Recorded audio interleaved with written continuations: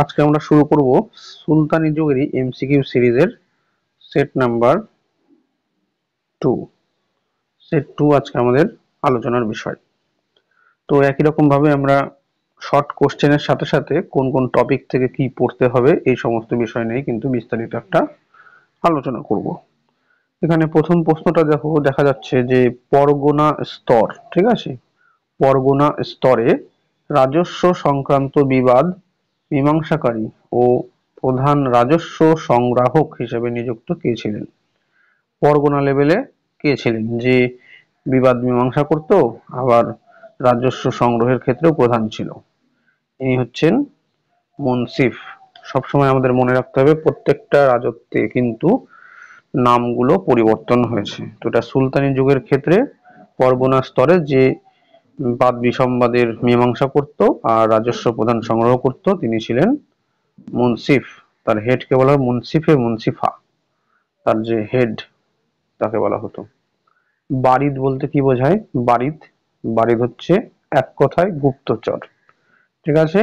আর সংবাদ সংগ্রাহক, যদি এটা না থাকে শুধু গুপ্তচর থাকে তাহলে এটাও রাইট।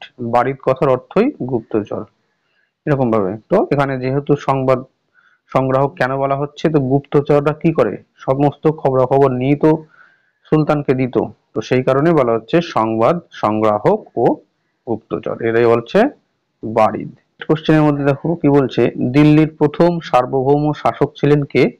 প্রথম সার্বভৌম শাসক ছিলেন ইলতুৎমিশ। কুতুবউদ্দিন আইবেক কিন্তু প্রথম সার্বভৌম শাসক ছিলেন না, ঠিক আছে, এটা মাথায় রাখতে হবে। তো প্রথম সার্বভৌম শাসক কে ছিলেন? ইলতুৎমিশ। নেক্সট কোশ্চেন, কুতুবউদ্দিন আইবেককে দিল্লির সুলতানির প্রথম সার্বভৌম শাসক বলা যায় না। কুতুবউদ্দিনকে বলা যায় না, তার কারণটা কি? তার কারণের ক্ষেত্রে বলা হচ্ছে তিনি নিজের নামাঙ্কিত মুদ্রা প্রবর্তন করেনি, যেগুলো সার্বভৌমত্বের প্রতীক সেই প্রতীকের মধ্যে থাকবে নিজের নামে মুদ্রা, খুদ বা পাঠ, ঠিক আছে, সুলতান উপাধি গ্রহণ, এইগুলো থাকলে আমরা কি সার্বভৌম বলতে পারি। কিন্তু আমরা দেখতে পাচ্ছি যে কুতুবউদ্দিন আইবেক নিজে নামে মুদ্রাও প্রবর্তন করেনি, খুতবাও পাঠ করেনি, এমনকি নিজেকে সুলতান উপাধিও গ্রহণ করেনি। তো সেই কারণে এই জিনিসগুলো আমরা কার মধ্যে দেখতে পাই? ইলতুৎমিশের মধ্যে দেখতে পাই।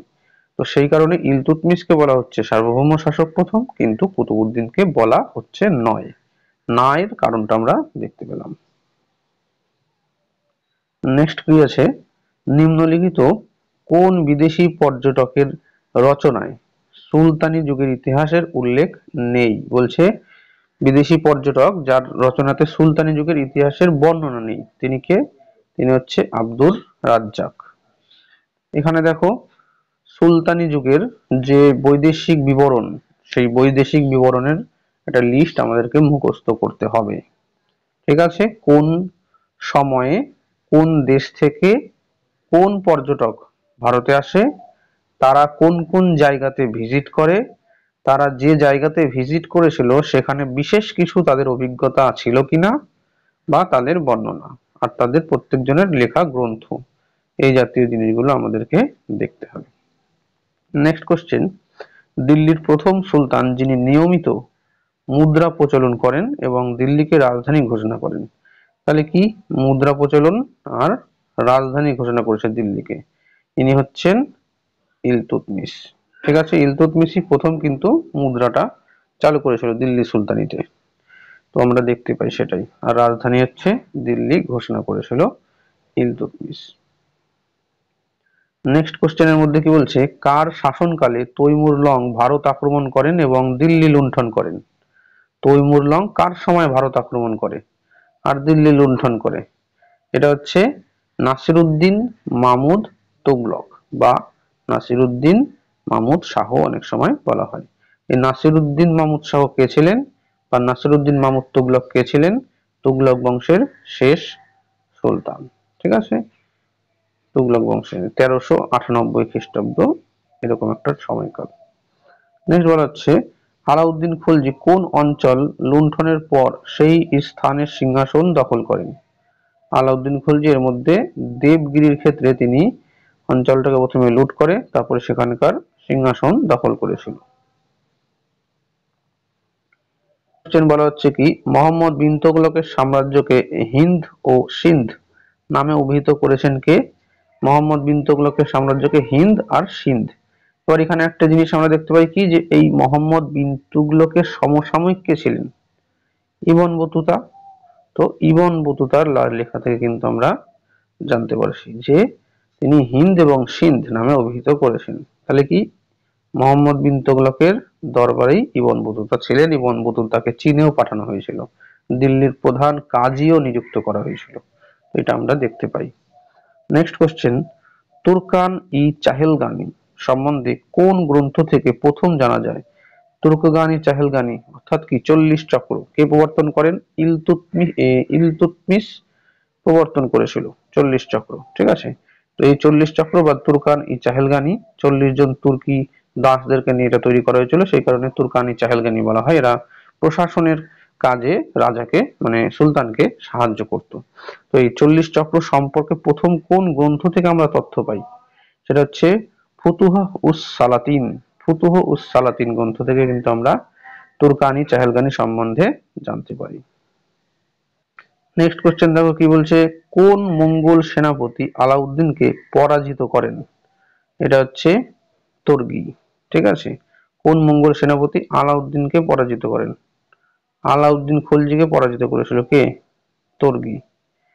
ঠিক আছে, নেক্সট, সুলতানি যুগে, আচ্ছা এই জায়গাটা যেটা, যে আলাউদ্দিন খলজির সময় মঙ্গোল আক্রমণ যে হয়েছিল, মোটামুটি 5 বারের মতো মঙ্গোল আক্রমণ হয়, সেটা কার নেতৃত্বে, কবে, কোথায় আক্রমণটা হচ্ছে, আর মঙ্গল সেনাপতির নাম কি ছিল, আর আলাউদ্দিনের তরফ থেকে যে সেনা পাঠানো হয়েছিল তাদের সেনাপতি কে ছিলেন, এটা আমাদের একটা লিস্ট পড়তে হবে। এটা আলাউদ্দিন খলজি সম্পর্কে যখন আমরা একটা ক্লাস নেব সেখানে কিন্তু বিস্তারিত আলোচনা করব। তারপরেও সুলতানি যুগের, আমি আগের দিনও বলেছি, সুলতানি যুগের মঙ্গোল আক্রমণের একটা লিস্ট তৈরি করতে হবে, তাহলে কি মঙ্গোল আক্রমণ থেকে কোশ্চেন আসলে সেখান থেকে ওই একটা পাতা থেকেই সমস্ত বার কোশ্চেন কিন্তু সমস্ত পরীক্ষাতে পাওয়া যাবে, ওই টপিকের থেকে যদি কোনো কোশ্চেন আসে। তো যাই হোক, নেক্সট কি বলা হচ্ছে, যে সুলতানি যুগে জমি পরিমাপ পদ্ধতি যে নামে পরিচিত ছিল, জমির পরিমাপের পদ্ধতি সুলতানি যুগে, সেটা হচ্ছে মাসাহাত। এটা ইম্পর্টেন্ট কোশ্চেন একটা। ঠিক আছে, জমি পরিমাপ অর্থাৎ জরিপ করাই বলা হয়, জরিপ করাকেই পরিমাপ বলা হচ্ছে। সুলতানি যুগে জমি জরিপের পদ্ধতি বা জমি পরিমাপের পদ্ধতির কি নাম ছিল? মাসাহাত। নেক্সট, সুলতানি যুগে প্রাদেশিক শাসনকর্তারা যে নামে পরিচিত ছিল, প্রাদেশিক শাসনকর্তাদের অনেক নাম ছিল। ঠিক আছে, তো এদের মধ্যে নাইব, মুফতি, ওয়ালি এই সবই ছিল হচ্ছে প্রাদেশিক শাসনকর্তাদের। ঠিক আছে, ইকতার প্রাপকদেরকেই কিন্তু মুফতি বলা হতো বা ওয়ালি বলা হতো। ঠিক আছে, এই জিনিসটা আমাদের দেখে নিতে হবে। তাহলে কি, যে সুলতানি যুগে প্রাদেশিক শাসনকর্তা যারা ছিলেন তাদেরকে মুফতি বা মাফতি বা ওয়ালি বা ইকতাদার বা নায়েব এগুলো কিন্তু বলা হতো। প্রদেশ বলতে কি বোঝানো হচ্ছে, দেশকে যে কয়েকটা ভাগে, বর্তমান কনসেপ্টে আমরা যদি দেখি, ভারতবর্ষের অনেকগুলো অঙ্গরাজ্য আছে, কিছু কেন্দ্রশাসিত অঞ্চলও আছে।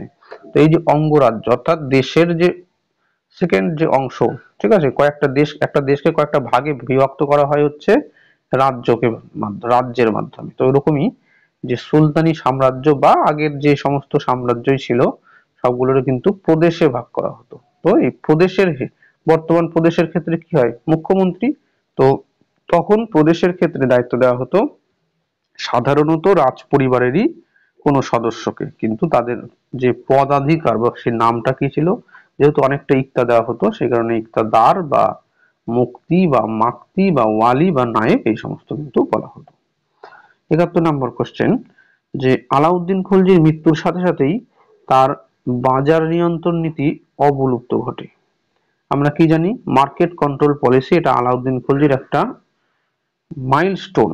ঠিক আছে, তো এই আলাউদ্দিন খলজির মৃত্যুর পরপরই দেখা যাচ্ছে এই যে সেটআপটা তৈরি করেছিল সেটা কিন্তু অবলুপ্তি ঘটলো। এবার প্রশ্নটা হচ্ছে কেন এই অবলুপ্তিটা ঘটেছিল? তাহলে সেখানে দেখো সমস্ত ব্যাপারটি কি বলা হচ্ছে, সমস্ত ব্যাপারটি পশু, এখানে পশু শক্তির দ্বারা নিয়ন্ত্রিত আছে, কিন্তু সেটা হবে পেশি শক্তি, ঠিক আছে, পেশি শক্তি হবে, সমস্ত ব্যাপারটাই ছিল পেশি শক্তির দ্বারা নিয়ন্ত্রিত। আর 2 নাম্বার, এটি চাহিদা ও যোগানের নীতির উপর ভিত্তি করে টিকেছিল। চাহিদা যেমন সেই অনুযায়ী যোগান, এর উপর ভিত্তি করে টিকেছিল, সেই কারণে আমরা এটা দেখতে পাচ্ছি। নেক্সট কোশ্চেন, সিকান্দার লোদী হুসেন শাহী রাজবংশের কোন শাসকের রাজত্বকালে বাংলা আক্রমণ করেন? এই সিকান্দার লোদী বাংলাতে যখন হুসেন শাহী রাজবংশ ছিল, তো হুসেন শাহী রাজবংশের রাজা কে ছিল? আলাউদ্দিন হুসেন শাহ। এই হুসেন শাহী রাজবংশের শ্রেষ্ঠ রাজা কে ছিলেন? ইনিও হচ্ছেন আলাউদ্দিন হুসেন শাহ। তো এই আলাউদ্দিন হুসেন শাহের রাজত্বকালে সিকান্দার লোদী কিন্তু আক্রমণটা করেছিল বাংলাতে। কেন্দ্রীয় সরকারের সর্বোচ্চ পদ, অর্থাৎ সুলতানি যুগে কেন্দ্রীয় সরকারের সর্বোচ্চ পদে আসীন ছিলেন নিম্নের এই যে পদাধিকারগুলো, সেগুলো কে? এদের মধ্যে বলছে নায়েব ই মুলক। কি? নায়েব ই মুলক। এই নায়েব ই মুলক পদটা আমরা নর্মালি জানি উজির, ঠিক আছে, কিন্তু এই সময়টাতে সুলতানি যুগের সব থেকে বেশি উঁচুতে ছিল নায়েব ই মুলক। এটা কে তৈরি করেছিল? এটা রাজিয়ার মৃত্যুর পর বাহারাম শাহ এই পদটা তৈরি করেছিলেন। নেক্সট কোশ্চেন দেখা যাচ্ছে যে আগ্রাকে রাজধানী নির্বাচন করেছিলেন কে? আগ্রাকে রাজধানী নির্বাচন করেছিলেন সিকান্দার লোদী। লোদী বংশের শাসক সিকান্দার লোদী। দিল্লির কোন সুলতান খলিফার কর্তৃত্ব অস্বীকার করেন? খলিফার কর্তৃত্ব অস্বীকার করেছিল কুতুবউদ্দিন মুবারক খলজি, ঠিক আছে, কুতুবউদ্দিন মুবারক খলজি হচ্ছে খলিফার কর্তৃত্বকে অস্বীকার করেছেন। আলাউদ্দিন খলজি বা মোহাম্মদ বিন তুগলক এটা তেমন ভাবে কিন্তু করেনি যে আমি নিজেই খলিফা, এরকম বলেছে কুতুবউদ্দিন মুবারক খলজি। এরা প্রতিনিধি বা প্রিয় পাত্র এইরকম ধরনের কিছু বলেছে। পরবর্তীতে মোহাম্মদ বিন তুগলক প্রথম দিকে অস্বীকার করলেও লাস্টের দিকে কিন্তু গ্রহণ করেছিল। কিন্তু কুতুবউদ্দিন মুবারক খলজি ছিল সে নিজেকেই খলিফা হিসেবে কিন্তু ঘোষণা দিয়েছিল। লোদীদের স্থাপত্যের শ্রেষ্ঠ নিদর্শনটা কি ছিল? মথচি মসজিদ। আর আলাউদ্দিনের বাজার দর নিয়ন্ত্রণ নীতি সম্পর্কে সঠিক নয় বলছে, সেটা হচ্ছে রাষ্ট্রের দ্বারা বিভিন্ন দ্রব্যের মূল্য স্থির করা হতো, এটা ঠিক আছে। বাজার নিয়ন্ত্রণের সাহায্যের জন্য সাহান আইন মান্ডির নিয়োগ করা হতো, এটাও ঠিক আছে। এই ব্যবস্থা প্রবর্তনের জন্য তাদের ব্যবসায়ীদের কঠোর প্রতিরোধের সম্মুখীন হতে হয়েছিল তাকে, এটাও ঠিক আছে। তাহলে ঠিক নয় কোনটা? এটা ঠিক নয়। খরা এবং জরুরিকালীন সময়ে রেশনিং ব্যবস্থা প্রবর্তন তিনি করেছিলেন, এই কথাটা বলা হচ্ছে, কিন্তু আসলে নর্মাল যে কোনো টাইমেই সেটা খরা এবং জরুরিকালীন সময়ের জন্য শুধু না, সব সময়ের জন্যই রেশনিং ব্যবস্থাটা প্রবর্তন করেছিলেন। এটা হচ্ছে অ্যান্সার। নেক্সট কোশ্চেন, যে খারাজ, জাকাত, খামস, উসর এগুলা হচ্ছে বিভিন্ন শব্দার্থ। শব্দার্থের মধ্যে কি বলছে? খারাজটা কি? খারাজের সাথে বলছে সমস্ত কৃষকদের দেওয়া, এটা একটা ভূমিকর, সমস্ত কৃষকরা এই ভূমিকরটা দিত। তারপরে কি? জাকাত। জাকাতটা কি আছে? মুসলিমদের সম্পত্তির ওপর 2.5% ভাগ দিতে হতো, মানে ট্যাক্স দিতে হতো, এটা হচ্ছে জাকাত। খামোশটা কি? খামোশ হচ্ছে যুদ্ধের লুণ্ঠিত দ্রব্যের ওপর সুলতানকে 1/5 ট্যাক্স দিতে হতো। যে যুদ্ধ থেকে যে সম্পদগুলো লুণ্ঠন করে নিয়ে আসা হয়েছে তার 1/5 সুলতানকে দিতে হতো যে ট্যাক্স, সেটাই হচ্ছে খামস। উসরটা কি? মুসলিম কৃষকদের দ্বারা প্রদত্ত ভূমি রাজস্ব, মুসলিম কৃষকরা যে ভূমি রাজস্বটা দিত সেটাকে বলা হতো উসর। তাহলে এই কয়েকটা এরকম ধরনের কিছু টার্মিওলজি কিন্তু আমাদের পড়তে হবে। বলছে যে নিম্নলিখিত কোনটি বা কোনগুলি সঠিক জোড়া? এর মধ্যে সঠিক জোড়া কি আছে? সুলতান মাহমুদ। সুলতান মাহমুদ সোমনাথ মন্দির লুট করেছিল, এটা ঠিক। মোহাম্মদ ঘুরি সিন্ধু বিজয়, মোহাম্মদ ঘুরি সিন্ধু বিজয়ের সাথে যুক্ত নয়, এটা ভুল। মোহাম্মদ ঘুরি হবে না, সিন্ধু বিজয় আলাদা। আলাউদ্দিন খলজি বাংলা বিদ্রোহ, বাংলার বিদ্রোহ করেছিল, তো এটাও ঠিক আছে। আলাউদ্দিন খলজি বাংলাদেশ, বাংলায় খলজির সময় বাংলাতে বিদ্রোহ হয়েছিল, তাহলে এটাও আমরা দেখতে পাচ্ছি ঠিক আছে। নেক্সট দেখতে পাচ্ছি কি, যে মোহাম্মদ বিন তুগলক চেঙ্গিজ খার অভিযান, চেঙ্গিজ খার অভিযানের সাথে মোহাম্মদ বিন তুগলকের কোনো কিছু নাই, পরে হয়েছিল। এই চেঙ্গিজ খার অভিযানটা ইলতুৎমিশের সময় হয়েছিল, তো মোহাম্মদ বিন তুগলক এটা তাহলে মিলল না। তাহলে আমরা কি দেখতে পাচ্ছি? 1 আর 3 হচ্ছে এখানে সঠিক 1 আর 3।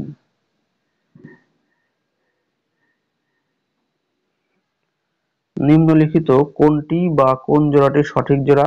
এখানে অল বিরুনি তহকিকি হিন্দ, ফিরদৌসির শাহনামা, উদ্বি তারিকি ফিরোজ শাহী, বারুনি তারিকি ইয়ামিনী।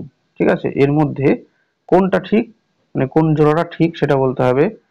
1 নম্বরে যেটা বলা হচ্ছে অল বিরুনি তারিকি তহকিকি হিন্দ, ঠিক আছে, অল বিরুনি তহকিকি হিন্দ, এটা ঠিক আছে। ফিরদৌসির শাহনামা, ফিরদৌসি, ঠিক আছে, ফিরদৌসির শাহনামা, এটাও ঠিক আছে। তারপরে কি আছে, উদ্বি তারিকি ফিরোজ শাহী, এটা ঠিক নয়।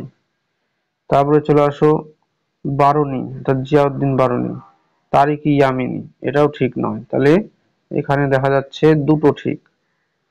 চলো, কি, অল বিরুনির তহকিকি হিন্দ, ফিরদৌসির শাহনামা, এই দুটো ঠিক, এই দুটো ভুল। তাহলে অপশন হচ্ছে 1 আর 2। নেক্সট কোশ্চেন বলছে যে সিংহাসনে অধিষ্ঠানের ক্ষেত্রে ইলতুৎমিশের প্রধান সমস্যাটা কি ছিল? 1 পাঞ্জাবের প্রতিরোধ, 2 বাংলা ও বিহারের পারস্পরিক সংযোগ বিচ্ছিন্নকরণ, 3 লখনৌতির আলী মর্দানের নিজেকে স্বাধীন সুলতান হিসেবে ঘোষণা, 4 আরাম শাহর বিদ্রোহ। তো এই সমস্ত জিনিসগুলো সিংহাসনে বসার সময় ইলতুৎমিশকে সমস্যার সম্মুখীন হতে হয়েছিল। পাঞ্জাবের থেকে প্রতিরোধ আসছিল, ঠিক আছে, তার কারণ কি, তাজউদ্দিন ইলদুজ আর নাসিরউদ্দিন কুবাচা এরা কোনো মতেই চাইছিল না যে ইলতুৎমিশ দিল্লির সিংহাসনে বসুক, তারা চাইছিল তারা নিজেরা বসুক, সেই কারণে পাঞ্জাবের দিক থেকে একটা সমস্যা বা থ্রেট। 2 নাম্বার, বাংলায় সেই সময় দেখা যাচ্ছে বিদ্রোহ, বাংলা এবং বিহারের পারস্পরিক সংযোগ বিচ্ছিন্নকরণ, বাংলা নিজেকে স্বাধীন হিসেবে ঘোষণা করে দিয়েছিল, বাংলা বিহার, ঠিক আছে। লখনৌতে কি ছিল, আলী মর্দান খলজি, তো এই আলী মর্দান খলজি নিজেকে স্বাধীন সুলতান হিসেবে ঘোষণা করেছিল। তো এখানে এই এই দুটো একই জিনিস, লখনৌতি এটা বাংলার মধ্যে, বাংলা বিহারের এই প্রদেশের মধ্যেই পড়েছিল তখন। আর আরাম শাহর বিদ্রোহ, আরাম শাহ কে ছিল, আরাম শাহ ছিল হচ্ছে কুতুবউদ্দিন আইবেকের পুত্র, ঠিক আছে, তিনি সিংহাসনে বসেছিল কিন্তু তাকে সরিয়ে দিয়ে ইলতুৎমিশ বসেছিল, সেই কারণে আরাম শাহ বিদ্রোহ করেছিল। তো এই সমস্ত সমস্যা কিন্তু সম্মুখীন হয়েছিল হচ্ছে ইলতুৎমিশ। তো এগুলো হচ্ছে সবগুলোই সঠিক উত্তর। নেক্সট কোশ্চেন কি বলছে, ইলতুৎমিশের পরবর্তী শাসক ছিলেন, ইলতুৎমিশের পরবর্তী শাসক ছিলেন কে? রুকনুদ্দিন ফিরোজ। ইলতুৎমিশের পরবর্তী শাসক ছিলেন রুকনুদ্দিন ফিরোজ। গেল, ইলতুৎমিশের পরে কে বসলো, তার পুত্র রুকনুদ্দিন ফিরোজ। কিন্তু ইলতুৎমিশ কিন্তু রাজিয়াকে সিংহাসনে দিয়ে গেছিলেন, কিন্তু ইলতুৎমিশের মৃত্যুর পর দেখা যাচ্ছে কি রাজিয়াকে সিংহাসনে বসতে দেওয়া হয়নি, তার জায়গায় তার ইলতুৎমিশের পুত্র রুকনুদ্দিন ফিরোজ সিংহাসনে বসেছিল। কিছুদিন পর বিদ্রোহের ফলে রাজিয়া রুকনুদ্দিন ফিরোজকে সিংহাসনচ্যুত করে নিজে সিংহাসনে বসেছিল। কিছুদিন পর রাজিয়াকেও সরানো হয়, তারপরে আবার বাহরাম শাহকে বসানো হয়েছিল, বাহরাম শাহকে তারপরে বসানো হয়, ঠিক আছে। তো যাই হোক, আলাউদ্দিন মাসুদ শাহ, তারপরে নাসিরউদ্দিন মাহমুদ শাহ, ঠিক আছে। তবাকত্তি নাসিরি, মিনহাজুস সিরাজের লেখা যে গ্রন্থটা তবাকত্তি নাসিরি, সেই তবাকত্তি নাসিরিটা এই নাসিরউদ্দিন মাহমুদ শাহকে কেন্দ্র করেই কিন্তু রচনা করা হয়েছিল। এই নাসিরউদ্দিন মাহমুদ শাহকে দরবেশ কিংও বলা হতো, ঠিক আছে। তো সেই কারণে দেখা যাচ্ছে কি নাসিরউদ্দিন মাহমুদ শাহ এর যে বলবনের যে কন্যা ছিল আর কি, বলবনের কন্যার সাথে বিয়ে হয়েছিল।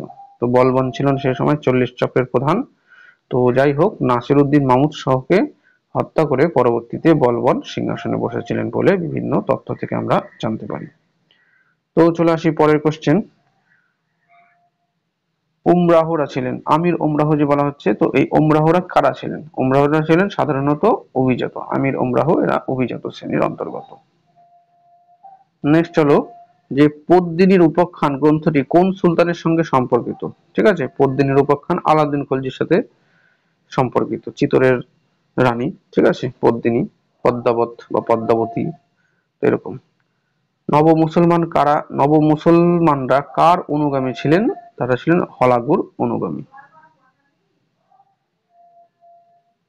কোশ্চেন বলছে আলাউদ্দিন খলজির দক্ষিণ ভারত অভিযানের উদ্দেশ্য কি ছিল? দক্ষিণ ভারতের অভিযানের উদ্দেশ্য ছিল, প্রথম উদ্দেশ্য ছিল সম্পদ লাভ করা, এক। দুই নাম্বার, দক্ষিণ ভারতের অঞ্চলগুলিকে সুলতানের সার্বভৌমত্ব স্বীকার করানো। এই হচ্ছে দুটো তার উদ্দেশ্য, ঠিক আছে। দক্ষিণ ভারতকে অধিকার করা তার উদ্দেশ্য ছিল না, কারণ কি, তিনি দক্ষিণ ভারতে গেছে টাকা পয়সা নিয়ে চলে এসছে, বশ্যতা স্বীকার নিয়ে। তো এই হচ্ছে মোদ্দা কথা, পয়সা নেওয়া আর বশ্যতা স্বীকার করানো। কেন? তার কারণ দক্ষিণ ভারতের সাথে উত্তর ভারতের কালচারের অনেক অমিল আছে, যেটা উত্তর ভারতে বসে ডাইরেক্ট দক্ষিণ ভারতকে শাসন করা বা শাসনটাকে অনেকদিন টিকিয়ে রাখা সম্ভব নয়। তো সেই কারণে কোশ্চেন কি বলছে, যে সুলতান নিজেকে নায়েবি খুদাই বা ঈশ্বরের সহকারী বলে উল্লেখ করতেন তিনি হচ্ছেন বলবন। তাহলে নায়েবি খুদাই কাকে বলা হয়? কোন সুলতানকে? বলবনকে বলা হয়। নেক্সট কোশ্চেন, বিবৃতির মধ্যে কি বলছে, আলাউদ্দিন খলজি অমুসলমানদের উপর জিজিয়া কর পুনঃপ্রবর্তন করেন। আলাউদ্দিন খলজি জিজিয়া করটা পুনঃপ্রবর্তন করেছিল, তো এটা ঠিক। তিনি গোঁড়া মুসলিম ছিলেন, এটা ঠিক নয়। তাহলে এ আর এটা গোঁড়া, তিনি গোঁড়া মুসলিম ছিলেন, গোঁড়া মুসলিম, এটা ঠিক নয়। এখানে বলা হচ্ছে এ আর আর উভয়ই সঠিক, এ এর সঠিক ব্যাখ্যা আর, ঠিক আছে, কিন্তু বিষয়টা কিন্তু তা হবে না। এটা বিষয় দাঁড়াচ্ছে যে আলাউদ্দিন খলজি গোঁড়া মুসলিম ছিল না, এ মেনলি সুবিধা সুবিধাবাদী মুসলিম ছিল। কেন? যখন ইসলামকে কাজে লাগানো বা ধর্মকে কাজে লাগানোর দরকার তখন কাজে লাগিয়েছে, আবার মানে রাজনীতির জন্য ধর্মকে কাজে লাগিয়েছে, হচ্ছে মধ্যে কথা। এই কারণে আলাউদ্দিন খলজি কখনোই গোঁড়া মুসলিম ছিল না, ঠিক আছে। আলাউদ্দিনের দরবারে অনেক অমুসলিমও কাজ করতো। তো এখানটাতে আলাউদ্দিন খলজি অমুসলমানদের উপর জিজিয়া কর পুনঃপ্রবর্তন করেছিল, এটা যেমন ঠিক, কিন্তু এটা কিন্তু ঠিক নয়। সেকেন্ড, এটার অপশনটা একটু ভুলভাল আছে, ওইগুলোকে একটু দেখতে হবে। ওই জন্য দেখো এই যে মার্ক করা আছে একটু। তো যাই হোক, এটা দেখবো। কোশ্চেন, অল বিরুনির কিতাব উল হিন্দ গ্রন্থ সম্বন্ধে কোন বক্তব্য বা বক্তব্যগুলি সঠিক? অল বিরুনির লেখা, প্রথমে এখান থেকে একটা কোশ্চেন, যে কিতাব উল হিন্দ গ্রন্থটির রচয়িতাকে? অল বিরুনি। অল বিরুনির লেখা কিতাবুল হিন্দ গ্রন্থ সম্বন্ধে কোন বক্তব্যটি সঠিক? আমি একটু আগে কি বলেছি? আমি কিন্তু একটু আগে বলেছি যে কোন গ্রন্থ থেকে কি জানা যায়, এরকম বিষয়, ঠিক আছে। তাহলে কি, এক, ভারতীয় সভ্যতা বিষয়ক সহানুভূতিশীল গবেষণা, এটা একটা। দুই, এখানে 3 নম্বর কি বলছে, গজনীর সুলতান মাহমুদের ভারত লুণ্ঠনের সমালোচনা করা হয়েছে, ভারতের সংস্কৃতি, সমাজ এবং বৌদ্ধিক ইতিহাস সম্পর্কে আলোচনা করা হয়েছে। এখানে একটা গুরুত্বপূর্ণ যেটা বিষয়, ভারতের রাজনৈতিক ইতিহাস কিন্তু আলোচনা করা হয়নি। এই কোশ্চেনটা নেট, সেট, এসএসসি সমস্ত পরীক্ষাতে এসেছে বিগত বছরে, নেটেও এসেছে, সেটেও এসেছে, এসএসসিতেও এসেছে, ঠিক আছে। এই জিনিসটা অবশ্যই মাথায় রাখতে হবে যে অল বিরুনির কিতাবুল হিন্দ যে গ্রন্থ ছিল সেই গ্রন্থে কিন্তু রাজনীতির ইতিহাস রচনা নয়, ঠিক আছে, মাথায় রাখবে এটা। বলা হচ্ছে তৈমুরের বর্ণিত খিজির খাঁ প্রতিষ্ঠিত রাজবংশের নাম সৈয়দ বংশ হওয়ার কারণ কি? তার কারণ হচ্ছে খিজির খাঁ যে ছিলেন তিনি মোহাম্মদের বংশধর ছিলেন বলে উল্লেখ করা হয়েছে, ঠিক আছে। তো সেই কারণে মোহাম্মদের বংশধর বলতে এখানে কি, হযরত মোহাম্মদের কথা বলা হচ্ছে, মোহাম্মদের বংশধর, তাই জন্য কিন্তু এখানে সৈয়দ বংশ বলা হচ্ছে। এখানে দেখো একটা বিবৃতি আর ব্যাখ্যামূলক প্রশ্ন আছে, যে আলাউদ্দিন খলজি দিল্লিতে দ্রব্যমূল্য নিয়ন্ত্রণ করেছিলেন, ঠিক আছে। তিনি দিল্লিতে নিজস্ব প্রাসাদ নির্মাণ কার্যের ক্ষেত্রে নিযুক্ত মজুরদারদের কম পারিশ্রমিক দিতে চেয়েছিলেন। তো এই দুটো কথা আছে, এই দুটোর মধ্যে ঠিক কোনটা বা কি বিষয়টা? তো এখানে দেখো বলা হচ্ছে যে এ নাম্বারটাই শুধুমাত্র সঠিক। কেন? ওই রকম ধরনের তথ্য আমাদের কিন্তু কাছে নেই যে ওই নিজের প্রাসাদ তৈরি করবে আর টাকা টাকা দিবে না, এরকম ধরনের, ঠিক আছে। তো এই হচ্ছে বিষয়। পরবর্তীতে বলছে সুলতানির অর্থনৈতিক নীতি পরিচালিত হতো যার দ্বারা, সেটা কি, সুন্নি আইনজ্ঞদের হানাফি স্কুলের তত্ত্ব অনুযায়ী, ঠিক আছে, হানাফি মতবাদ, যেটা ভারতে যেটা ছিল ওটা হানাফি মতবাদ। হানাফি সম্পর্কে, হানাফি তত্ত্বটা কি জিনিস সেটা সম্পর্কে আমরা পরে কিন্তু আলোচনা করব। চলো কি বলছে, দিল্লি সুলতানের কর্তৃত্বের প্রধান উৎস ছিল ড্যাশ কি, সামরিক শক্তি। সুলতানি রাষ্ট্রের প্রকৃতি, আমাদের একটা ভিডিও আছে দেখবে সুলতানি রাষ্ট্রের প্রকৃতি সম্পর্কে, তো সেখানে বিস্তারিত আলোচনা করা হয়েছে দিল্লি সুলতানির। দিল্লি সুলতানির কর্তৃত্বের প্রধান উৎসটা কি, সেটা হচ্ছে সামরিক শক্তি। এখানে ধর্মাশ্রয়ী ধর্মনিরপেক্ষ এরকম কিছুই ব্যাপার না, ধর্মকে যতটা কাজে লাগানোর দরকার কাজে লাগানো হয়েছে, আবার ধর্ম নিরপেক্ষতাটাকে যতটা কাজে লাগানো দরকার তখন লাগানো হয়েছে। কিন্তু বিষয়টা দাঁড়াচ্ছে কি, পুলিশ রাষ্ট্র অর্থাৎ সামরিক শক্তির উপরেই নির্ভরশীল ছিল এই দিল্লি সুলতানি। ঠিক আছে, আমরা ডেসক্রিপশনে ওই দিল্লি সুলতানির ধর্মাশ্রী রাষ্ট্র কিনা সেটা আমরা দিয়ে রাখবো, ওটা দেখে নেবে ওখান থেকে। নেক্সট কোশ্চেন, বীর নাথান নামক হিন্দু কোতোয়াল যে শাসকের অধীনে ছিলেন, কি নাম, বীর নাথন। এটা আনকমন একটা প্রশ্ন, এই জন্য এটা একটু দেখে নেবে মন দিয়ে। কি, বীর নাথন নামক হিন্দু কোতোয়াল যে শাসকের অধীনে ছিলেন তিনি হলেন বলবন। প্রথম সুলতান যিনি হিন্দু মাতার সন্তান ছিলেন, ঠিক আছে, প্রথম সুলতান, যে দিল্লি সুলতানের মধ্যে এমন প্রথম একজন সুলতানের নাম বলো যে হিন্দু মাতার সন্তান ছিলেন।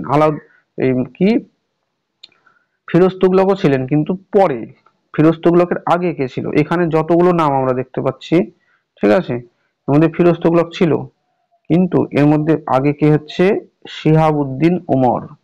এ ঝট্টপালির পুত্র ছিল, ঠিক আছে, ঝট্টপালি। শিহাবুদ্দিনের উমরের পরিচয় কি, আলাউদ্দিন খলজির পুত্র। ঠিক আছে, শিহাবুদ্দিন উমর এ আলাউদ্দিন খলজির যে স্ত্রী ঝট্টপালি, জাট কন্যা, ঠিক আছে, ঝট্টপালির পুত্র ছিল হচ্ছে এই শিহাবুদ্দিন উমর। একেই কিন্তু পরবর্তীতে আলাউদ্দিন খলজি সিংহাসনটা দিয়েছিলেন।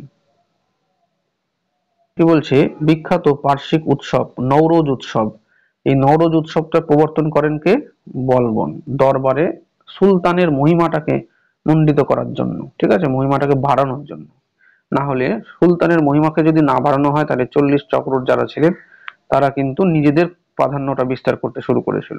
আর যেহেতু বলবন নিজেই প্রথম জীবনে 40 চক্রের একজন ছিলেন, তিনি 40 চক্রের লোকজন কি ভাবে সুলতান সম্পর্কে সেটা সম্পর্কে তিনি কিন্তু ওয়াকিবহাল ছিলেন। সেই কারণে 40 চক্রর যে 40 জন যে প্রধান, তো তাদের থেকে সুলতান যে ক্ষমতার দিক থেকে বা সমস্ত দিক থেকেই যে শ্রেষ্ঠ, ঠিক আছে, তো সেটাই প্রমাণ করার একটা ব্যবস্থা তিনি করেছিলেন সিজদা এবং পাইবস প্রথার মাধ্যমে। তো যাই হোক, তো পার্শ্বিক উৎসব নওরোজ প্রথার প্রবর্তন কে করেন, বলবন। প্রথম সুলতান উপাধি গ্রহণ করেন কে, গজনীর মামুদ, ঠিক আছে, সুলতান মামুদ আমরা যাকে বলি, গজনীর সুলতান মামুদ। নেক্সট কোশ্চেন দেখো, দিল্লির কোন সুলতান প্রথম বংশগত রাজতন্ত্রের সূচনা করেন, বংশগত রাজতন্ত্র, সেটা হচ্ছে ইলতুৎমিশ বংশগত রাজতন্ত্রের প্রথম সূচনা করেছিলেন।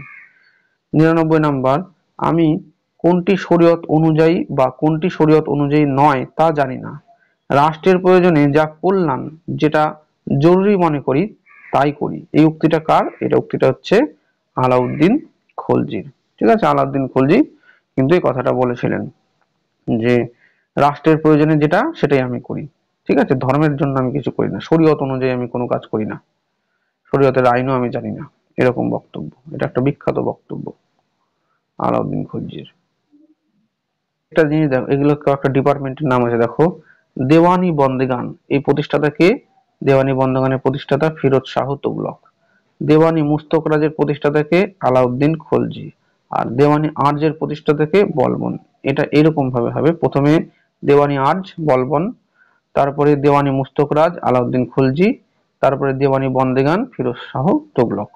এগুলো কোন ডিপার্টমেন্ট কে প্রতিষ্ঠা করেছে, কোন ডিপার্টমেন্টের কি নাম, তাদের অ্যাক্টিভিটিস কি, কার্যকারী কি, সেই ডিপার্টমেন্টের হেড কে ছিলেন, এইটা নিয়ে একটা আমাদের ভিডিও তৈরি করতে হবে। যদি তোমাদের প্রয়োজন থাকে তাহলে তোমরা আমাকে কমেন্ট সেকশনে গিয়ে জানাবে, তাহলে সেই অনুযায়ী আমি পরে তোমাদের ডিমান্ড থাকলে আমি পরবর্তীতে এই ভিডিওটা কিন্তু তৈরি করে দেবো। এখান থেকে একটা কোশ্চেন কিন্তু আসবেই, একদম 100% আসবেই। সুলতানি এবং মুঘল যুগের যে ডিপার্টমেন্ট গুলো, কোন ডিপার্টমেন্ট কে প্রথম প্রতিষ্ঠা করেছে, কোন ডিপার্টমেন্টের কি নাম, আর সেই ডিপার্টমেন্টের হেড কে ছিলেন, এই কয়েকটা জিনিসের একটা লিস্ট আমাদেরকে মুখস্থ করতে হবে। তো আপাতত এই তিনটাই আমার সামনে ছিল, সেই জন্য এই তিনটা আমি এখানে অ্যাড করে দিয়েছি। দেওয়ানি আর্জ বলবন তৈরি করেন, দেওয়ানি মুস্তাক রাজ আলাউদ্দিন খলজি তৈরি করেন, দেওয়ানি বন্দিগান ফিরোজ শাহ তুগলক তৈরি করেন। এই বিষয়টা কেন, এটা নেট এবং সেট পরীক্ষাতে কিন্তু একটা কোশ্চেন বা দুটা কোশ্চেন এখান থেকে থাকবেই, মানে 100% থাকবেই ডিপার্টমেন্ট থেকে কোশ্চেন, তো সেই কারণে এটা আমরা এখানে দিয়েছি। দেখো নেক্সট পরের কোশ্চেন দুটো দেখো, যে প্রথম কোন সুলতান জিল্লাহ বা পৃথিবীতে ঈশ্বরের ছায়া, জিল্লিল্লাহ যেটা বলা হচ্ছে, এই পৃথিবীতে ঈশ্বরের ছায়া উপাধি গ্রহণ করেছিলেন, সেটা হবে বলবন। কার আমলে রতন নামে একজন হিন্দুকে রাজস্ব বিভাগের কর্মচারী হিসেবে নিয়োগ করা হয়েছিল? রতন নামে কর্মচারী, একে রাজস্ব বিভাগে নিয়োগ করা হয়েছিল, সেটা হচ্ছে মোহাম্মদ বিন তুগলকের রাজত্বকালে, যার জন্য আলেম উলেমারা কিন্তু এই বিন তুগলকের সমালোচনা করেছিল। কুতুবউদ্দিন আইবেকের শ্রেষ্ঠ কৃতিত্ব কি? ভারতে মুসলিম শক্তির প্রতিষ্ঠা করেছিল কুতুবউদ্দিন আইবেক, ঠিক আছে। কুতুব মিনারটা তো তৈরি করেইছিলেন, কিন্তু বলছে শ্রেষ্ঠ কৃতিত্ব এইগুলোর মধ্যে গজনীর সঙ্গে ভারতের সংযোগ ছিন্ন করা, এটাও করেছিল, সেনাপতিদের প্রতি বদান্যতা প্রদর্শন করেছিল, এটাও করেছিল, সবগুলোই করেছে, সবগুলো ঠিক, কিন্তু এর মধ্যে শ্রেষ্ঠ কৃতিত্ব মানে সব থেকে ইম্পর্টেন্ট কোনটা, সেটা হচ্ছে ভারতে মুসলিম শক্তির প্রতিষ্ঠা করেছিল তিনি, ঠিক আছে। নেক্সট, জাকাত হলো কি? মুসলিমদের উপর আরোপিত ধর্মীয় কর জাকাত। আর জিজিয়া কি? মুসলিম রাষ্ট্রে, ইসলামিক রাষ্ট্রে অ ইসলামিক যে জনগণ তাদের জীবন এবং সম্পত্তি রক্ষার জন্য যে কর দিতে হতো, প্রোটেকশন মানি, ঠিক আছে, সেটাই হচ্ছে জিজিয়া কর। নেক্সট কোশ্চেন, মোহাম্মদ বিন তুগলক তার রাজধানী দিল্লি থেকে দেবগিরিতে স্থানান্তরিত করেছিল, এটা ঠিক কথা। ব্যাখ্যার মধ্যে কি বলছে, মোহাম্মদ বিন তুগলক রাজধানী হিসেবে এমন এক স্থান নির্বাচন করেছিলেন যা দিল্লির তুলনায় কেন্দ্রের নিকটবর্তী অবস্থানে ছিল এবং যেখান থেকে দক্ষিণ ভারত শাসন করা সুবিধাজনক ছিল। দুটা কথাই ঠিক। এবার প্রশ্নটা ব্যাখ্যা বিবৃতিতে কি হয়, একটা বিবৃতি দেওয়া থাকে, এই বিবৃতিটা কি সত্যি এই ব্যাখ্যার জন্য গ্রহণযোগ্য কিনা। যেমন মোহাম্মদ বিন তুগলক তার রাজধানী দিল্লি থেকে দেবগিরিতে স্থানান্তরিত করেছিলেন। কেন করেছিলেন? তার কারণ মোহাম্মদ বিন তুগলক যে দিল্লির যে জায়গাটা ছিল তার থেকে দেবগিরিটা, তার যে সাম্রাজ্য, সেই সাম্রাজ্যের মিডিল পয়েন্টে ছিল। যেহেতু সাম্রাজ্যের মিডিল পয়েন্টে ছিল, সেহেতু সেই মিডিল পয়েন্ট থেকে গোটা সাম্রাজ্যকে পরিচালনা করা সুবিধাজনক হবে। তো সেই কারণে তিনি এই জায়গাটাকে চেঞ্জ করেছিলেন, ঠিক আছে। তাহলে এই হচ্ছে ব্যাখ্যা। যেহেতু মধ্য পয়েন্ট বা কেন্দ্রীয় যে অবস্থান, সেখান থেকে গোটা সাম্রাজ্যকে শাসন করা বেশি ভালো হবে, সেই কারণে মোহাম্মদ বিন তুগলক তার রাজধানী থেকে দিল্লি থেকে দেবগিরিতে স্থানান্তরিত করেছিলেন। তাহলে বিবৃতি ব্যাখ্যা করার সময় প্রথম আমাদেরকে বিবৃতি ব্যাখ্যা পড়ে নিতে হবে, তারপরে ব্যাখ্যাটা পড়তে হবে। এই ব্যাখ্যাটা পড়ে দেখতে হবে এই ব্যাখ্যার কারণ অনুযায়ী, মানে ব্যাখ্যার ফলাফল অনুযায়ী, এইটা হচ্ছে কারণ আর এটা হচ্ছে ফলাফল, ঠিক আছে। এই কারণ অনুযায়ী এই ফলাফলটা হচ্ছে কিনা, যদি দেখো হ্যাঁ মিলে যাচ্ছে, তাহলে ব্যাখ্যাও ঠিক বিবৃতিও ঠিক। আর যদি একটা ভুল একটা ঠিক থাকে তো অপশনে পেয়ে যাচ্ছ, না হলে ঠিক না। দেখা গেল দুটো কথাই ঠিক, কিন্তু এই যে ব্যাখ্যাটা, সেই ব্যাখ্যার ফলাফল হিসাবে বিবৃতিটা ঠিক হচ্ছে না, তাহলে কি হবে, তাহলে কিন্তু দুটো উভয় অপশন ঠিক, কিন্তু এর সঠিক ব্যাখ্যা ঠিক নয়, এরকম অপশনটা হবে, ঠিক আছে। যেমন দেখো এ ও আর উভয় সঠিক, এবং এর সঠিক ব্যাখ্যা হচ্ছে আর, ঠিক আছে। যে আরটা, এই ব্যাখ্যাটা আমরা দেখলাম, এটার কারণে এটা হয়েছে, ঠিক আছে, কিন্তু এ আর আর উভয় সঠিক, এ সঠিক ব্যাখ্যা নয়, ঠিক আছে। ধরে নেওয়া যাক কথার কথা, যদি আমরা এখানে দেখতাম কি যে মোহাম্মদ বিন তুগলক তার রাজধানী স্থানান্তর করেছিল দিল্লি থেকে দেবগিরিতে, এটা কথা তো এখানে না দিয়ে এখানে দিল যে মোহাম্মদ বিন তুগলক তুগলক বংশের একজন সুলতান ছিলেন। তারপরে ব্যাখ্যার মধ্যে দিচ্ছে তিনি রাজধানী হিসেবে এমন এক স্থান নির্বাচন করেছিলেন যা দিল্লির তুলনায় কেন্দ্রের নিকটবর্তী অবস্থানে ছিল এবং যেখান থেকে দক্ষিণ ভারত শাসন করা সুবিধাজনক ছিল। তাহলে কি, যেহেতু কেন্দ্রে ছিল, দক্ষিণ ভারতে শাসন করা সুবিধাজনক ছিল, সেই কারণে কি তিনি ওই তুগলক বংশের শাসক হয়েছে নাকি? তা তো না, কিন্তু তিনি যে তুগলক বংশের শাসক সেটা তো অস্বীকার করা যায় না। তিনি তুগলক বংশেরই শাসক ছিলেন, কিন্তু তুগলক বংশের শাসক ছিলেন জন্যই যে তিনি কেন্দ্রীয় স্থানে রাজধানী স্থানান্তর করেছিল সেটা তো ঠিক হচ্ছে না। তো এরকম ভাবে আমাদেরকে দেখতে হবে যে কথাটার সাথে মিল আছে কিনা। অতএব আগে ব্যাখ্যাটা দেখে নেবে, এই ব্যাখ্যাটা দেখার পর দেখবে এই এটাকে কারণ হিসাবে দেখবে, এই কারণের ফলে এই ফলাফলটা হচ্ছে কিনা। যদি দেখো যে হ্যাঁ এই কারণের সাথে এই ফলাফলটা ম্যাচ করছে, তাহলেই আমাদের এই অপশনটা ঠিক হবে, সঠিক ব্যাখ্যা। ঠিক আছে, এরকম করে কিন্তু প্র্যাকটিস করবে।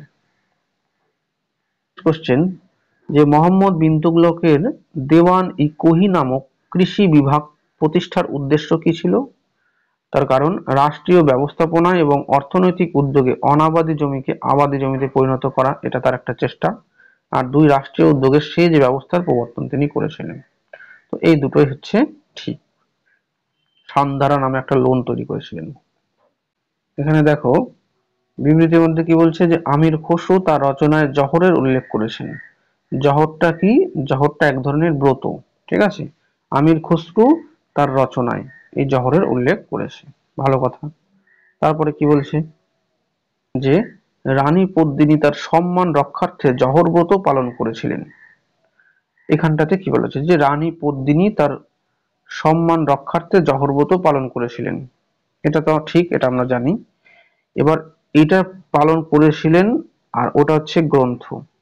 ঠিক আছে, তাহলে এবার এখানে দেখা যাচ্ছে কি, যে এই যে গল্পটা বা এই যে ইনফরমেশনটা, এটা হয়েছিল জন্যই এখানে রচনার সাথে আমির খসরু কিন্তু তার রচনায় এটা উল্লেখ করেছে। এটা হয়েছিল বলে আমির খসরু তার রচনায় এই কথাটা উল্লেখ করেছে।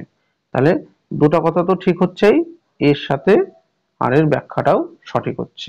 রানী পদ্মিনী সম্মান রক্ষার্থে জহর ব্রত পালন করেছিলেন, ঠিক আছে, এই ঘটনাটা ঘটেছিল বলেই ওই আমির খসরু তার লেখাতে এই ইনফরমেশনটা কিন্তু তুলে ধরেছেন। তাহলে এর সঠিক ব্যাখ্যা আর। নেক্সট কোশ্চেন কি বলছে, কোন উক্তিটি সঠিক নয়? কি? সিকান্দার লোদি দেওয়ানি খয়রাত প্রতিষ্ঠা করেছিল, এইটা ঠিক না। ঠিক আছে, দেওয়ানি খয়রাত তৈরি করেছিল কে? ফিরোজ তুগলক। ঠিক আছে, দুস্থ যে কন্যা দায়গ্রস্ত পিতা, তাদেরকে মেয়ের বিয়ে দেওয়ার জন্য এই দেওয়ানি খয়রাতটা কিন্তু তৈরি করা হয়, আর্থিক সাহায্য দেওয়া। ঠিক আছে, তো বলবন কি করেছে, দেওয়ান ই আজ এটা গঠন করেছে। ফিরোজ শাহ তুগলক দেওয়ানি বন্দেগান, বন্দেগান হচ্ছে ওই কি বলছে ওটা, দাসদের ডিপার্টমেন্ট। ঠিক আছে, এটা তৈরি করেছে। আলাউদ্দিন খলজি দেওয়ানি মুস্তক রাজ প্রতিষ্ঠা করেছেন, এগুলো ঠিক, আমরা আগে একটু আলোচনা করেছি। আর খয়রাতটা কি? সিকান্দার লোদি, এটা ঠিক না, এটা ভুল। তার দেওয়ানি খয়রাতটাও ফিরোজ শাহ তুগলকই তৈরি করেছিলেন। নেক্সট কোশ্চেন, দিল্লি সুলতানির সরকারি ভাষা কি ছিল? ফার্সি ভাষা ছিল, সরকারি হচ্ছে ফার্সি ভাষা। তারপরে চলে আসো আবার ব্যাখ্যা বিবৃতি। কুতুবউদ্দিন আইবেককে দিল্লি সুলতানির প্রতিষ্ঠাতা বলা হয়, ঠিক আছে, বলা হয়। তারপরে কি হচ্ছে, ফিরোজ শাহ তুগলকের দিল্লির সুলতানের তালিকায় নাম নেই।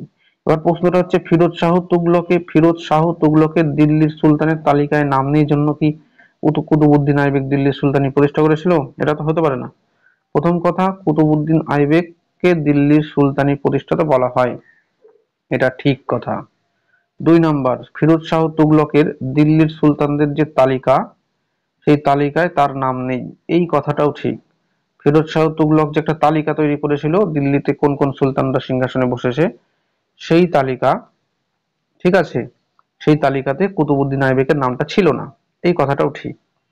কিন্তু প্রশ্নটা হচ্ছে, ফিরোজ তুগলকের তালিকায় নাম ছিল না জন্য, ফিরোজ তুগলকের দ্বারা তৈরি করা তালিকায় কুতুবউদ্দিনের নাম ছিল না জন্য কুতুবউদ্দিন দিল্লির সুলতানি প্রতিষ্ঠা করেছে, এটা কি ধরনের, এটা তো মিলল না।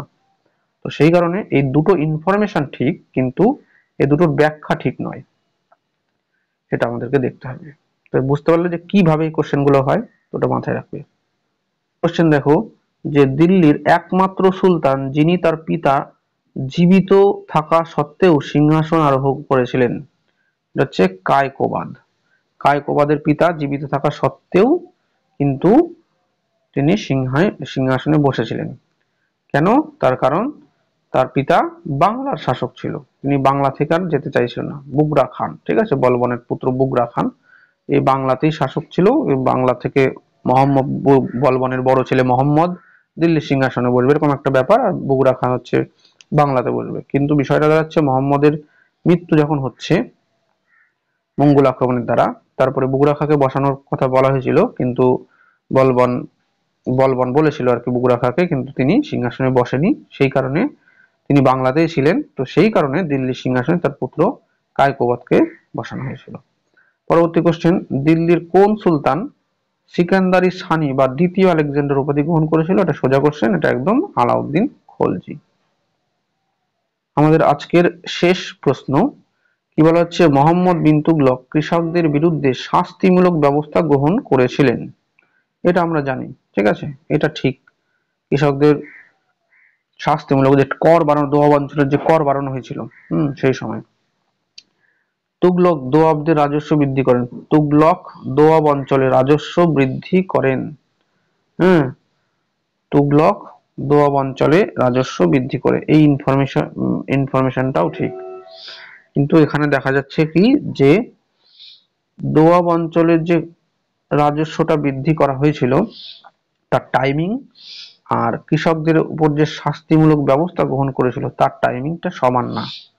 এই শাস্তিমূলক ব্যবস্থাটা যে গ্রহণ করেছিল এটা অনেক আগের, ঠিক আছে, পরবর্তী টাইমে দোয়াব অঞ্চলে কর বৃদ্ধি করেছে। তো সেই কারণে এই জিনিসটা আমরা দেখতে পাচ্ছি হবে না, ঠিক আছে।